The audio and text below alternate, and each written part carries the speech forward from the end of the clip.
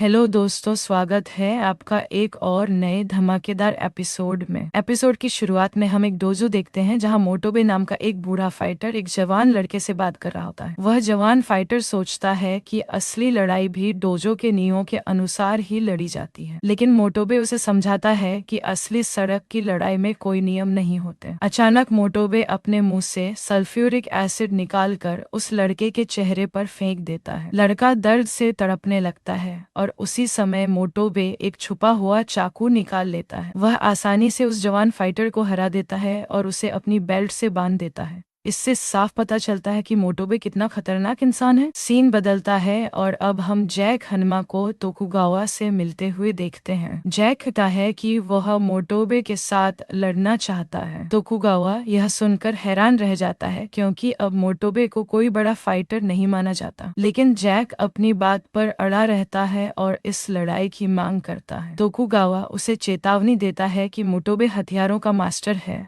और वह लड़ाई में कुछ भी कर सकता है। रात के समय एक पार्क में जैक और मोटोबे आमने सामने खड़े होते हैं और असली लड़ाई शुरू होने वाली होती है। मोटोबे अपने साथ कई खतरनाक हथियार लाया होता है, जैसे तलवार, बम और कई छुपे हुए औजार। वह खुद को एक प्रैक्टिकल मार्शल आर्टिस्ट कहता है जो असली लड़ाई के लिए हर तरीका इस्तेमाल करता है। लड़ाई शुरू होते ही मोटोबे सबसे पहले अपनी जलती हुई सिगरेट जैक की तरफ फेंक देता है। इसके तुरंत बाद वह जमीन पर एक छोटा बम गिरा देता है जिससे जोरदार धमाका होता है। जैक गुस्से में हमला करता है, लेकिन मोटोबे अपने जूते में छुपा चाकू निकालकर जैक के पैर में मार देता है। मोटोबे हर हमले का जवाब किसी न किसी चाल से देता रहता है। इसके बाद वह एक भारी चैन निकालता है और पूरी ताकत से जैक के मुंह पर मारता है। इस जोरदार वार से जैक के सारे दांत टूटकर गिर जाते हैं, लेकिन जैक हार मानने वालों में से नहीं है और वह बिना दांतों के ही मोटोबे के कंधे को काट लेता है। वहां मौजूद लोग इस खौफनाक लड़ाई को देखकर डर जाते हैं। जैक एक जोरदार पंच मारता है, लेकिन मोटोबे पर उसका ज्यादा असर नहीं होता। असल में मोटोबे ने अपने कपड़ों के नीचे एक मजबूत आर्मर पहन रखा होता है। फिर मोटोबे एक बड़ा बम निकालता है और जैक के बिल्कुल पास फोड़ देता है। इतना बड़ा धमाका जैक को